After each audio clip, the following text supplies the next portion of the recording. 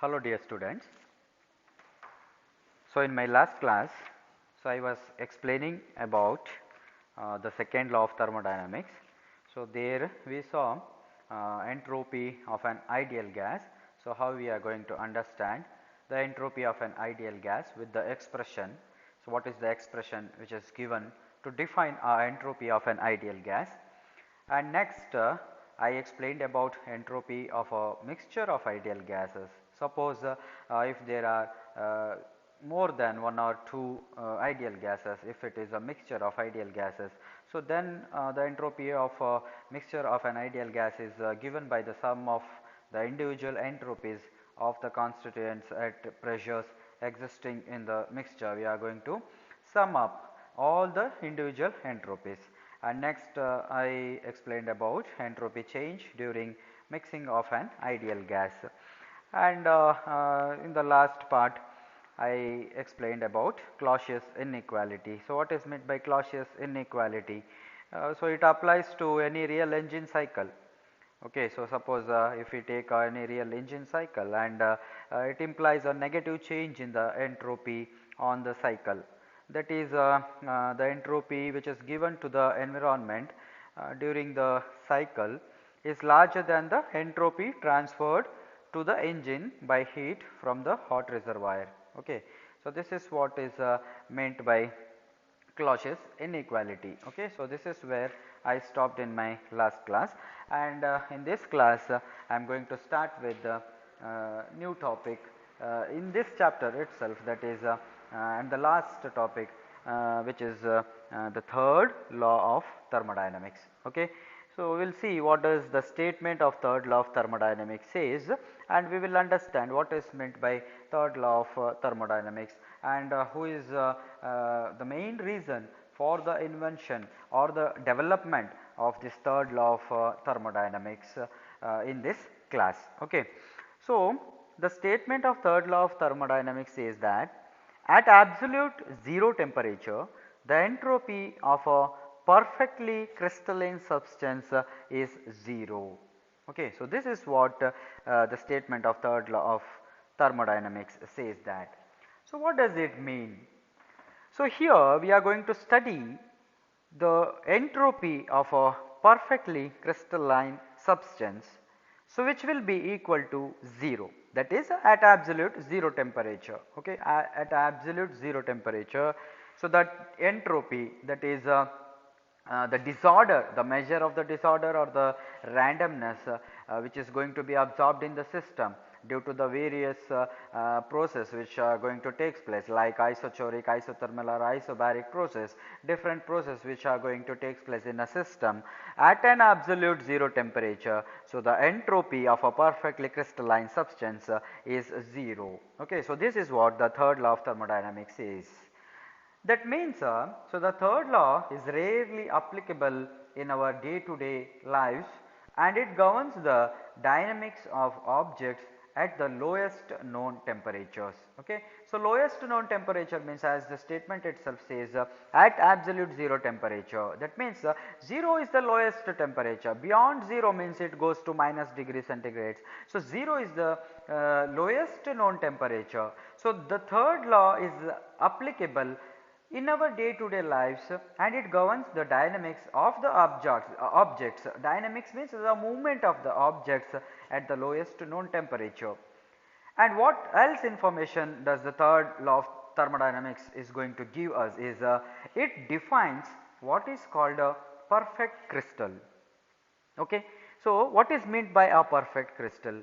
At what temperature we can study the crystalline properties of that particular object or a substance.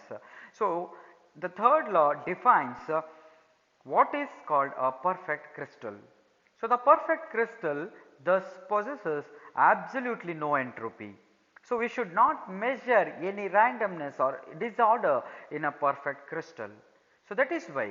So, the perfect crystal possesses absolutely no entropy, which is only achievable at the absolute temperature. Okay. So, that is absolute temperature is nothing but 0 temperature. So, the third law of thermodynamics states that the entropy of a system at absolute 0 is a well defined constant. It is a constant. This is because a system at 0 temperature exists in its ground state. Suppose if a substance is present in a particular system, so here the energy change or the how the change in energy takes place, so that exists in its ground state, so that its entropy is determined only by the degeneracy of the ground state. Okay. So, the third law of thermodynamics states that the entropy of a perfect crystal at a temperature of 0 Kelvin, that is absolute 0, is equal to 0, it is equal to 0. Okay. So, this is how we are going to represent the mathematical form of third law of thermodynamics, that is limit T to 0, yes, which will be equal to 0. Okay. So, let me call this equation as 1. So, equation 1 is the mathematical form of third law of thermodynamics. So, at a temperature of 0 Kelvin, we can observe two terms or two concepts in a closed system. That is, the system does not contain any heat and all the atoms and molecules in the system are at their lowest energy point. Okay. So, this is what at a temperature of 0 Kelvin. So, we can observe what changes does the system is going to possess is, so the first change which is going to be observed is the system does not contain any heat and all the atoms and molecules which are present in that particular system are at their lowest energy point. So, that is why I told, so we are going to measure the entropy, or the entropy is determined only by the degeneracy of the ground state. So, since at a temperature of 0 Kelvin or at absolute 0 temperature, the system does not contain any heat and all the atoms and molecules which are present in the system are at lowest energy point. Okay. So, this law was developed by a German chemist Walther Nernst between the years 1906 and 1912. Okay. So, according to the Nernst, that is a German chemist, what I said just now, that is who is Walther Nernst. So, the Nernst statement of the third law of thermodynamics implies that it is not possible for a process to bring the entropy of a given system to 0 in a finite number of operations. Okay. So, this is how we are going to state the third law of thermodynamics based on Nernst, who is the main reason for the development of third law of thermodynamics. Okay. So, this is a brief introduction of third law of thermodynamics, and the next part is applications of third law of thermodynamics. So, what are the applications? So, mainly we can make a point, 4 points which comes under the major applications of third law of thermodynamics, that is, so the first one, so calculation of the absolute entropies of chemical compounds at any desired temperature. So, by using this third law of thermodynamics, we can calculate the absolute entropies of a chemical compounds at any desired temperature, in which temperature we want. So, in that particular temperature we can easily calculate the absolute entropies. And the next application is calculation of entropy changes during the chemical reaction. So, we can also calculate entropy change during a chemical reaction, during the process of proceeding of a chemical reaction also. At a certain point, if you want to know the entropy change of that particular chemical compound, so that also can be calculated by using this law. And the third is calculation of free energy changes during the chemical reaction. Okay. So, what is meant by free energy, we will see in the next slide. So, we can also calculate the free energy changes during the chemical reaction, and also the last application which I have noted down here is calculation of equilibrium constants of a chemical reaction. We can also calculate the equilibrium constant. So, these are the major 4 applications of third law of thermodynamics. So, now we will see what is meant by a free energy. So, in my last classes, while explaining the second law of thermodynamics there while defining the entropy. So, the physical meaning of entropy, in that the second point is entropy and available energy. So, there I defined a term what is called as unavailable energy. Okay. So, when entropy S, so entropy is symbolized by capital S, is multiplied by the temperature T. So, the product Ts, okay. So, entropy is S, and when it is multiplied by the temperature T, it is called Ts. The product what we are going to get is Ts. So, that is the amount of unavailable energy, that means so which cannot be converted into useful work. Okay. So, this we saw or we understood while explaining the physical meaning of entropy, under that the entropy and available energy. Okay. So, here we have to use that term, that is unavailable energy. So, which is represented as Ts. Okay. So, now we will see what is meant by free energy. So, free energy is the maximum amount of energy available to a system during a process that can be converted into useful work. Okay. So, unavailable energy is a measure of energy which is not available or which cannot be converted into a useful work, whereas free energy is the maximum amount of energy which is available to a system during a process that can be converted into a useful work. It means it is a opposite of unavailable energy. Free energy is a opposite word or opposite term of unavailable energy. So, if Q is the amount of energy absorbed, okay. So, let me take Q is a certain amount of energy which has been absorbed, and Ts is the unavailable energy. That means, so Ts means the product of the temperature of the system into the entropy of the system. Yes, okay. So, Ts is the unavailable energy. So, then energy available for doing useful work is equals to, that is X is equals to Q minus Ts. Okay. So, if heat is absorbed at constant volume V, so the term Q in the above equation will be replaced by internal energy U. Okay. So, here the Q will be replaced by internal energy U when heat is absorbed at constant volume. However, if heat is absorbed at constant pressure, then the term Q will be replaced by H. Thus, the value of X will be E minus Ts or U minus Ts. So, here I have represented internal energy in terms of capital U. So, this has to be U, okay. So, not E, do not get confused. So, sometimes we represent internal energy by the symbol capital E also. So, that is why this equation has been written like this. So, do not get confused, you can replace this E with U, okay. So, in our previous classes we represented internal energy with the symbol capital U. So, that is why you replace this E by U, okay. So, U minus Ts or H minus Ts. How H minus Ts is so suppose so when the heat is absorbed at a constant pressure. So, we are going to represent it in this term depending on the experimental conditions, okay. So, now with these two equations the two new symbols are given to these energy terms, that is one is A is equals to U minus Ts.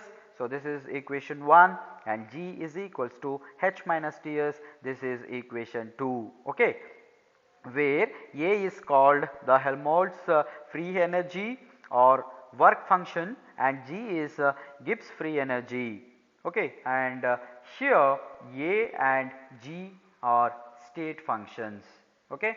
So, what is meant by state function? So, state function means, so it is determined by initial and final states of the system, not by the path followed, okay. So, such a type of functions are called as state functions.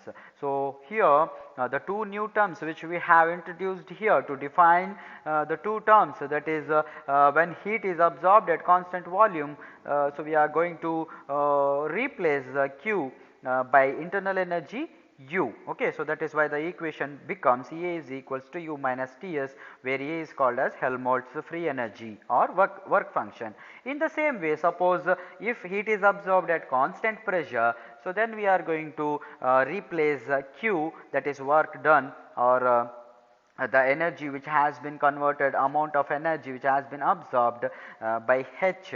So, there the equation becomes G is equals to H minus Ts. So, where G is called as Gibbs free energy, and as I said A and G are state functions, since it is determined only by considering the initial and final states of the system, but not considering the path which is followed. Okay. So, this is what I said in the introduction class of this thermodynamics itself. So, in first law of thermodynamics we are going to study the enthalpy. Enthalpy means the change in heat, or the change in heat energy absorbed. Okay. So, whereas in second law of thermodynamics we are going to study a new concept what is called as entropy. So, it means it is the measure of randomness or disorder which is absorbed in the system. Whereas in the third law of thermodynamics, so here free energy is the concept or the new term which we are going to understand. So, in that free energy, so two types of free energy we are going to study, that is one is Helmholtz free energy and another one is Gibbs free energy, which is symbolized by the letter capital A and G respectively. Okay. So, this is what free energy means. And next is, so how do we relate Gibbs free energy and Helmholtz free energy? So, what is the relationship between G and A? Okay. So, according to the equation 1 which we have seen here, so G is equals to H minus Ts. Okay. So, this is equation 2 here in this, in the previous slide. So, G is equals to H minus Ts. Okay. So, where H is the amount of energy which has been absorbed at constant pressure, minus Ts is the unavailable energy, that is the measure of entropy at constant temperature. Okay. So, the same equation I have used here to derive the relationship between G and A. But we know that H is equals to U plus PV. So, what is this equation? So, this is the definition of enthalpy. You go back to the first law of thermodynamics and there you saw the definition of enthalpy. So, we defined enthalpy as H is equals to U plus PV, and let me call this equation as equation number 2. From equation 1 and 2 we have G is equals to, so this value what I have based on the definition of enthalpy, H is equals to U plus PV, just write this or substitute this H value in equation 1, I am going to get G is equals to U plus PV minus Ts. Okay. So, or G is equals to U minus Ts, this is by rearranging. So, I am going to take the negative terms, so that is Ts to one side, so that I will keep or retain the PV in the other side. So, I am by rearranging this equation, so I am going to get this term. But we have, according to the Helmholtz free energy what we have defined here, so we have A is equals to U minus Ts. So, here is it is there U minus Ts. So, substitute this A in this. So, I am going to get G is equals to A plus PV. So, here in this equation we have both G and A, where G is the Gibbs free energy and A is the Helmholtz free energy. Okay. So, this is the equation which defines the relationship between G and A. Okay. And next is the spontaneity of a reaction. So, the spontaneity of a reaction depends on two factors, means spontaneity means what? So, when a given process it takes place spontaneously by its own without any external aid. Okay. So, such type of reactions are called spontaneous reactions. And if a given process takes place spontaneously, so then it is called as a spontaneity of a reaction. So, it depends upon the two factors, that is one is change in enthalpy, that is delta H, and change in entropy delta S. Okay. So, it is usually found that spontaneous processes are exothermic. It means energy is released usually in the spontaneous process. So, energy is released. So, that is why the measure of change in enthalpy, that is delta H, will be always negative. Okay. So, if a spontaneous process is exothermic, it means that, so delta H will be negative. In some cases it is found that a process takes place spontaneously even if it is endothermic, that means when energy is absorbed, when delta H is positive, in that cases also sometimes the reaction or the process will take place spontaneously. For example, if we take the dissolution of ammonium chloride in water, so it is an endothermic process, okay. So that means here energy is absorbed, but it is found to be a spontaneous process because change in entropy is more prominent than change in enthalpy. For any process, change in enthalpy and change in entropy at constant temperature and pressure are related by the expression. So, delta G, that is a change in Gibbs free energy, delta G is equals to delta H minus T delta S. Okay. So, this is the equation, so which relates the change in enthalpy and change in entropy at constant temperature and pressure. Okay. So, by this expression we are going to represent the change in temperature and pressure.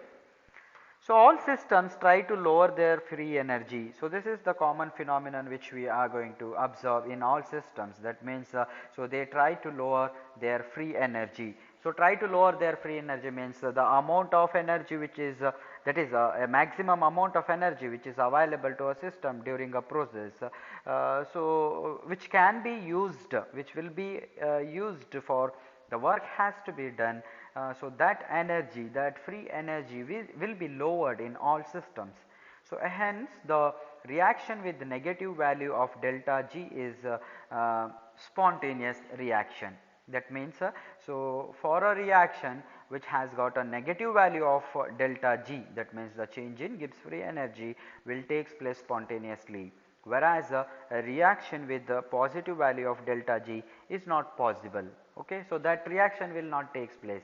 So, if that reaction has to take place means, so it has to be started or with an external help only that reaction will proceed, but it will not takes place spontaneously. So, that is why a reaction with the delta G which is equal to 0 is at equilibrium. That means it will be in a equilibrium state.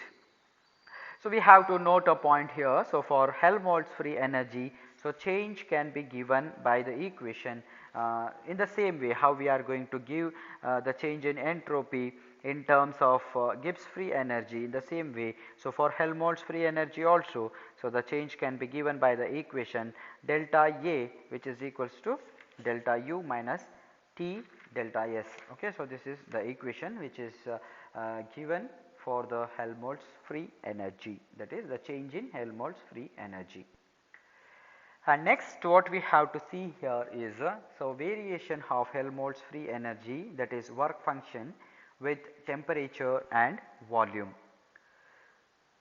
So, we have, so according to the Helmholtz free energy which we defined in the last slide, previous slide. So, we have A is equals to U minus Ts. Okay. So, this you observe it here. A is equals to U minus Ts. So, this is known equation. So, on complete differentiation of this equation, we have to do differentiation. A complete differentiation of this equation gives us, so dA is equals to du minus T ds minus S dt. Okay. So, let me call this equation as equation number 1. So, according to the first law of thermodynamics, du is equals to dq minus pdv. Okay. So, this is also, so u is equals to q minus pv. So, this is what the first law of thermodynamics defined. So, this also differentiated with respect to the differentiation what we have done here, du is equals to dq minus pdv. So, let me call this equation as 2. From second law of thermodynamics we have, so dq by T which is equals to ds. Okay. So, that is ds is the change in entropy. Or this equation if we rearrange it, we will get dq is equals to Tds. Okay. So, by rearranging, by taking this dq towards the left hand side and q towards dq towards the left hand side and T towards the right hand side, we will get dq is equals to Tds. Okay. So, observe this carefully. Now, what I have to do is substitute the value of dq. So, this one dq is equals to T ds, substitute this value in equation number 2. So, this is equation number 2. So, we get du is equals to T ds minus P dv. So, substituting the value of dE Okay, so substitute the value of dE in equation 1. So we are going to get, so this dE means so this is du itself. Okay, so here they have represented the internal energy as capital E. So you take this equation itself. So du means TdS minus PdV. Okay, so don't get confused here. dE means du. So in equation 1, if I substitute the value of du, which is equals to T ds minus P dV, so I am going to get this term. Okay. And next, so here, so this T ds will get cancelled, T ds and T ds will get cancelled. So what is left is dA is equals to, so minus P dV minus S dt. Okay. So T ds, this both gets cancelled. So let me call this equation as equation number 4. So here equation number 4 is the expression for variation of Helmholtz free energy with temperature and volume. Okay. So equation 4 is the expression what we are going to give for the variation of Helmholtz free energy with temperature and volume. Okay. And next is so variation of Helmholtz free energy A. Okay, Helmholtz free energy is represented as A with temperature during an isochoric process. So isochoric process is a process which takes place at constant volume.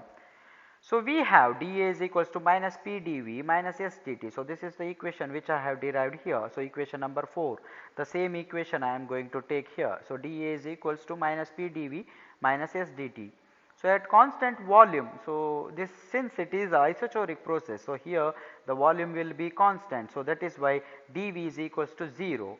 So equation 4 will become dA is equals to minus S dt, because since it is a constant volume that is 0, the whole term will become 0. So that is why what is left is dA is equals to minus S dt is left.